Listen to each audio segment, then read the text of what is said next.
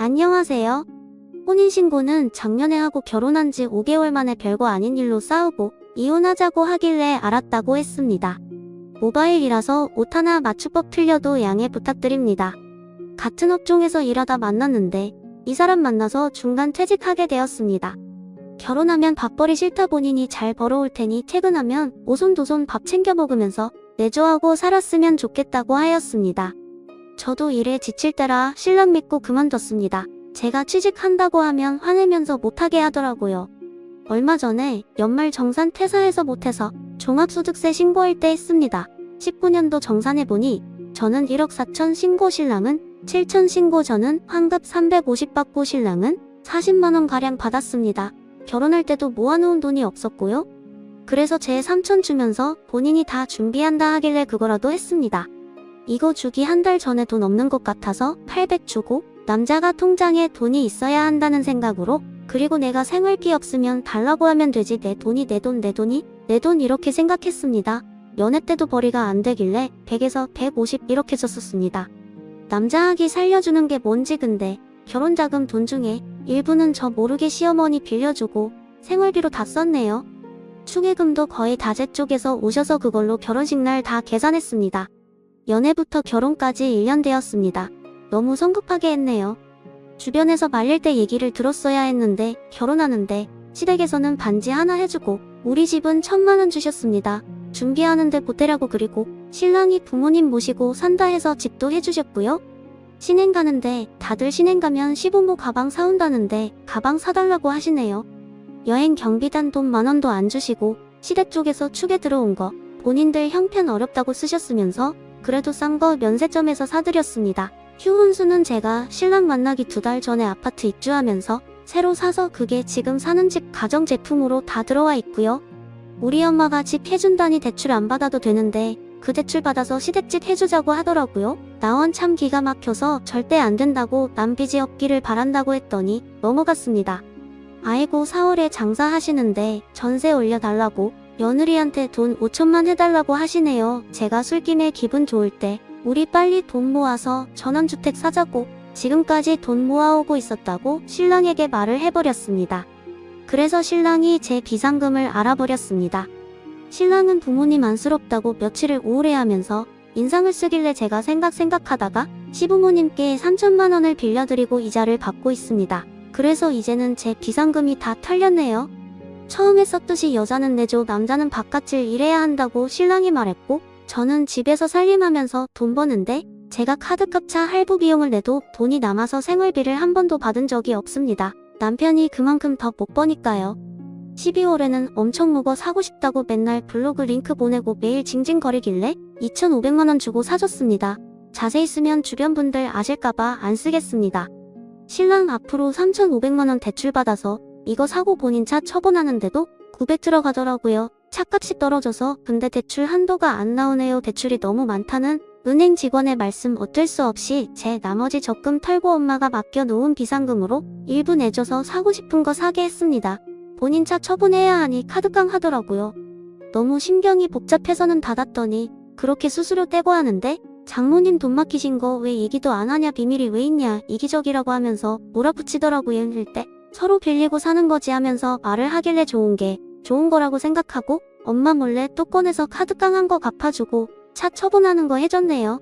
밖에서 일하면서 풍족하게 살던 제가 결혼하고 밖에도 못 나가고 스트레스 받아서 그런지 몸이 안 좋아졌습니다. 한 달 만에 5kg 빠지고 탈모 오고 하혈하고 병원 가서 검사해보니 잘못하면 암도 될 수 있다고 하더라고요.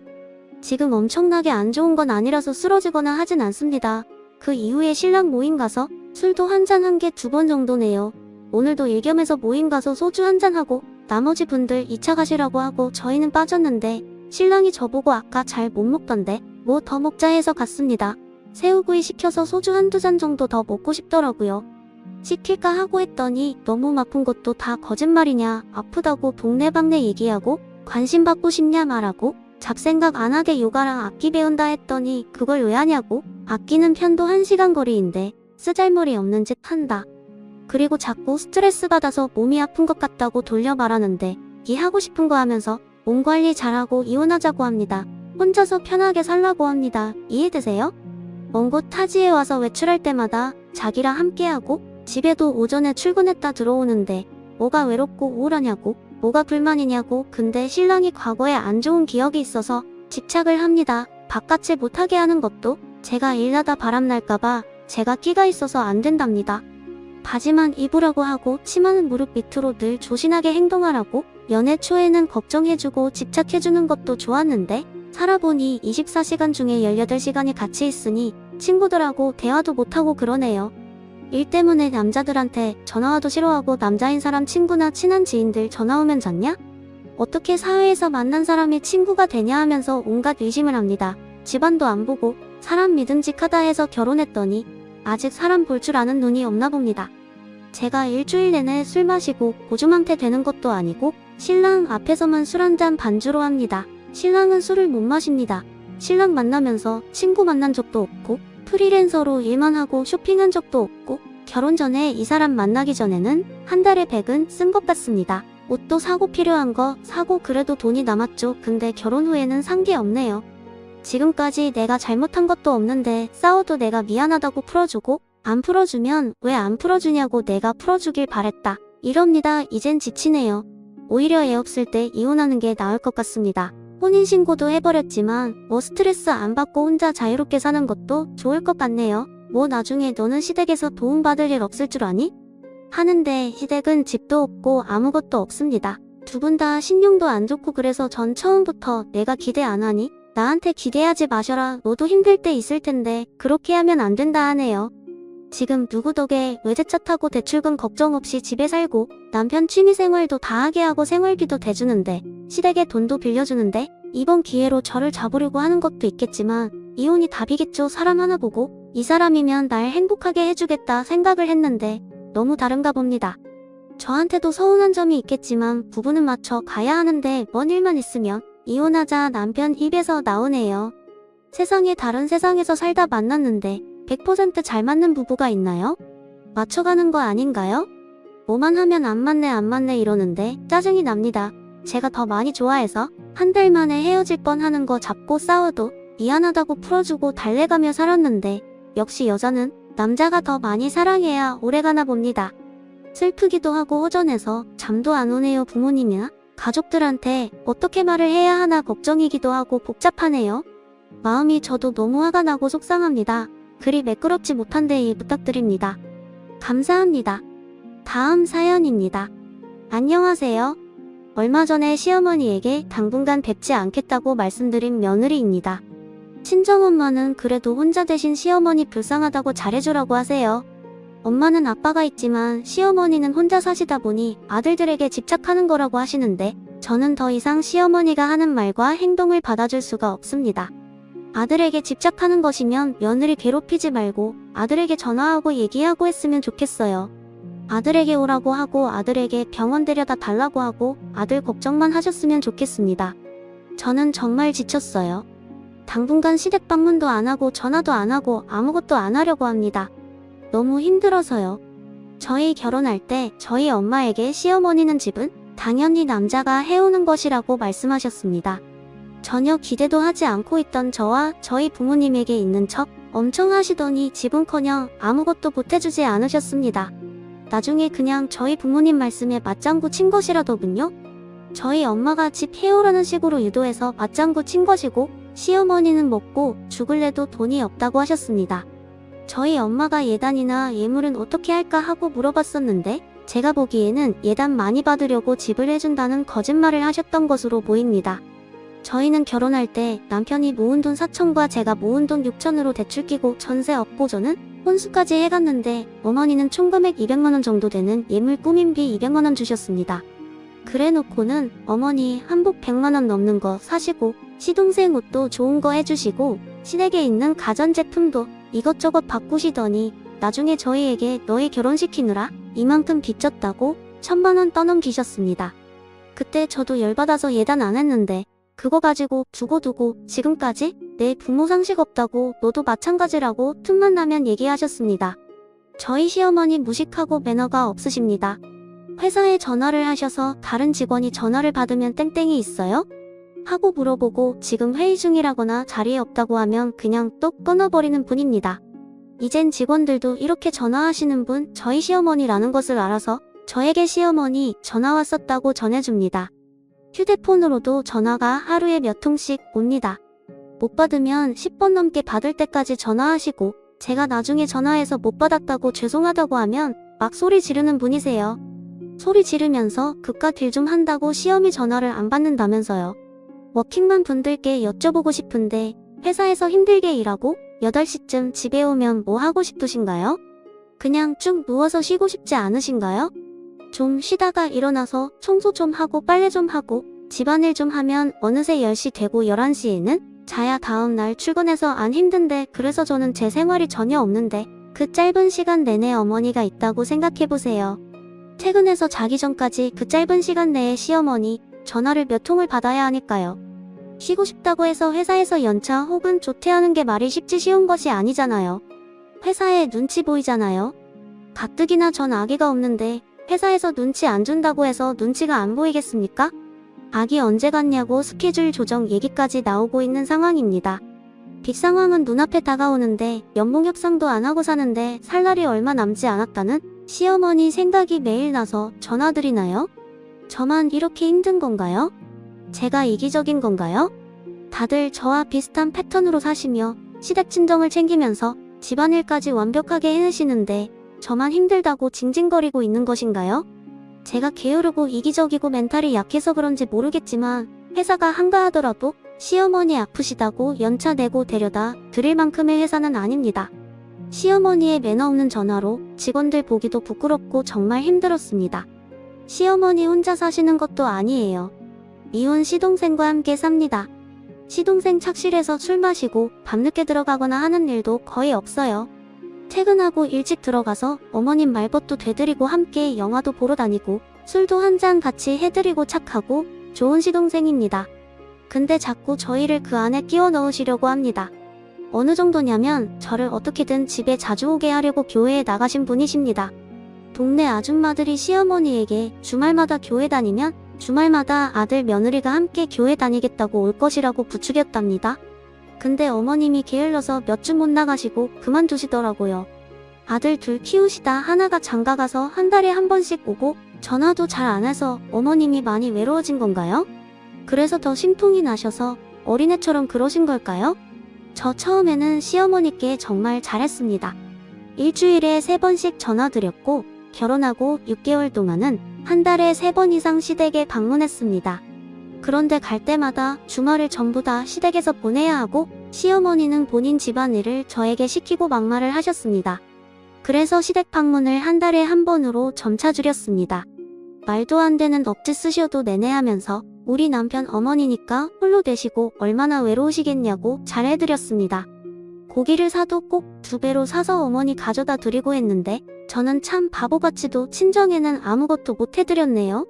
남편도 지금 생각하면 열받는 게 자기네 집에 제가 그렇게 잘하려고 노력하는데 주중에 빡세게 일하고 주말마다 자기네 집에 가서 그렇게 2다리 쭉 뻗고 쉴 새 없이 이것저것 하고 있는 마누라 보면서 잊고 싶었을까요? 남편은 먼저 시댁 방문 횟수를 줄이자고 말해주지도 않았습니다. 그렇다고 남편이 처가에 가자는 소리도 한 번 한 적이 없었고요.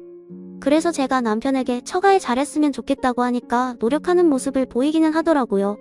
남편과 회사가 같아서 옆팀에서 제가 얼마나 힘들게 일하는지 알면서 시댁 스트레스를 알아서 커트해줄 수는 없었는지 남편이 정말 원망스럽기도 했습니다. 네, 알아요. 할 말은 하지 그랬냐? 착한 며느리 병이냐? 내가 멍청하게 굴어놓고 누굴 원망하냐? 이렇게 말하실 분들도 분명 계실 거예요. 제가 순진해서 그랬던 것인지는 모르겠지만 좋은 마음으로 잘하면 시어머니도 달라지실 것이라고 생각했습니다. 지금은 아니라는 것을 뼈저리게 느꼈지만요. 남편이 조금 바뀌기는 했습니다. 시댁에 가서 먼저 일어나자고도 하고 시댁에 한 번 가면 처가 댁도 한 번 가자고 해요. 그리고 절대 처가라고 하지 않고 처가댁이라고 올려 말하고 있습니다. 그 이전에 제가 한 번 정말 화가 많이 나서 너네 집은 내가 알아서 하고 우리 집은 내가 알아서 할 테니까 시댁에 혼자 가고 알아서 전화도 드리라고 하면서 난 이제 손대겠다고 그랬더니 미안하다고 하며 노력을 하는 것이 저 정도입니다. 제가 또 폭발할까봐 눈치 보는 것도 있겠지만 남편도 본인 어머니가 얼마나 대단하신 분인지도 누구보다 더 잘 아는데 제가 그런 어머님께 잘하니까 남편도 조금 노력하는 것이었습니다. 그래서 그런지 남편은 제가 짜증 부리는 것에 의미를 달아 싸우자고 달려들거나 우리 엄마인데 와 같은 개소리는 하지 않았어요. 얼마 전에 시어머니께 당분간 뵙지 않겠다고 말씀드리게 된 일이 있었습니다.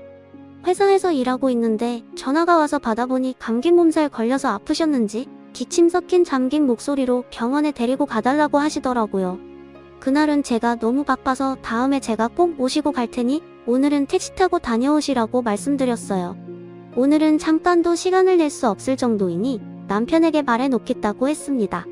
그랬더니 바깥질 하는 남자 자꾸 빼내면 회사에서 눈치 준다면서 또 끊어버리시더군요. 그리고 며칠 뒤에 제가 집에서 키우는 강아지가 아파서 연차를 내고 병원에 다녀왔거든요. 강아지가 탈구가 되었습니다.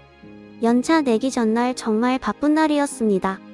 회사에서 마무리 지어야 할 일을 죽도록 해서 마무리하고 새벽이 다 되어 집에 왔는데 강아지가 탈구가 되어서 그 다음날 다행히 연차를 낼 수 있었던 것이었어요. 강아지 데리고 병원에 다녀오는 길이라고 전화로 얘기했더니 시어머니 저희 집에 쫓아오셨습니다. 며칠 전에 당신이 아파서 다 죽어가는 목소리로 전화했을 때에는 바쁘다고 말해놓고는 그깟 개가 아프다고 회사를 쉬냐고 소리소리 지르시더군요. 이러다 정말 머리채라도 잡히는 거 아닌가 해서 무섭기도 하고 화도 많이 났습니다. 더 이상 말하고 싶지도 않고 해서 앞뒷말 다 자르고 더 이상 어머님과 안 보고 살겠다고 했습니다. 이러다가 암 걸릴 것 같아서 더 이상 어머니 며느리 노릇 못 해먹겠다고 했어요. 그리고 내가 결혼할 때 받은 것도 없고 바라는 것만 많으신 시어머니 지금까지 좋게 잘해드리려고 했는데 돌아오는 것도 없고 바라는 것만 더 늘고 구박까지 하셔서 더 이상 며느리 노릇 못하겠다고 했습니다. 어머니 드리던 용돈도 전부 끊어버리겠다고 했어요. 나랑 신랑이 같은 회사 다니고 비슷하게 돈 벌며 사는데 내가 왜 이런 개만도 못한 대접을 받아야 하냐고 어머니께 소리 질렀습니다. 어머니는 예단 안 보낼 때부터 알아봤다고 그럼 아들만 보내라고 하시더군요. 저도 어머님이 집 해준다고 사기쳤을 때부터 알아봤지만 그래도 지금까지 며느리 노릇 충실하게 해왔다고 말씀드렸습니다. 그리고 그 사람이 내 남편인데 내가 가지 말라고 하면 시댁에 갈 것 같냐고 말씀드렸어요. 어머니는 그 못된 마음 모로 며느리 하녀 취급하다가 큰아들 평생 못 보고 사시게 될 것이라고 말씀드렸습니다. 내가 잘하면 달라지겠지 했는데 몇 년이 지나도록 어머님은 달라지는 것 없이 더 심해지기만 하니 어머님은 사람 되기는 글렀다고 말씀드렸어요. 큰아들 없다 생각하고 그냥 두면 내가 같이 살아주기는 하겠지만 큰아들 오라가라 하면 영원히 어머님께 보내드리겠다고 말씀드렸습니다. 그리고 당장 나가시라고 했어요. 이제 작은아들과 잘 사시라고 말씀드렸어요. 시어머니 나가시고 문 쾅 닫아버렸습니다. 그날 남편이 시어머니에게 전화로 이미 들었는지 퇴근해서 무슨 일이냐고 묻더군요. 있는 그대로 얘기했습니다. 그동안 힘들었던 것도 다시 한번 다 얘기하고요. 그리고 난 앞으로 시어머니와 안 보고 살 것이니 남편은 알아서 하라고 했습니다. 남편은 자기가 제 편이라는 것을 시어머니에게 행동으로 보여줄 필요가 있을 것 같다면서 본인도 시어머니 연락 안 받고 살겠다고 하더군요.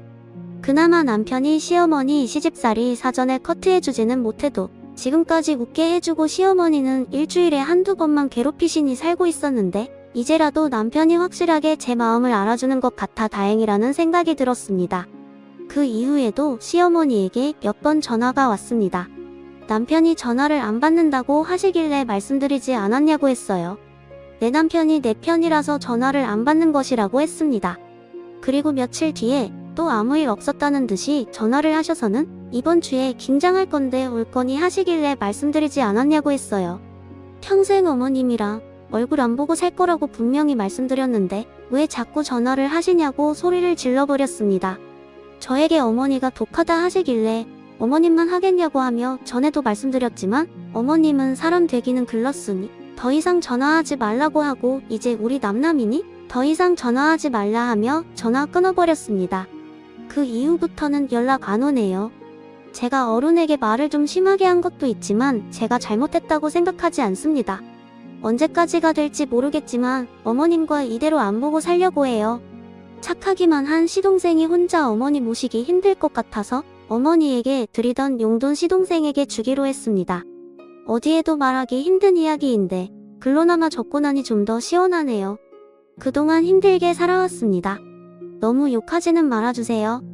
위로 부탁드려요. 잘하셨습니다. 시어머니가 뿌린 만큼 거두는 것인데 누가 스님님을 욕하겠어요. 앞으로 남편과 행복한 일상 만들어 가시기 바랍니다. 오늘의 사연은 여기까지입니다. 감사합니다.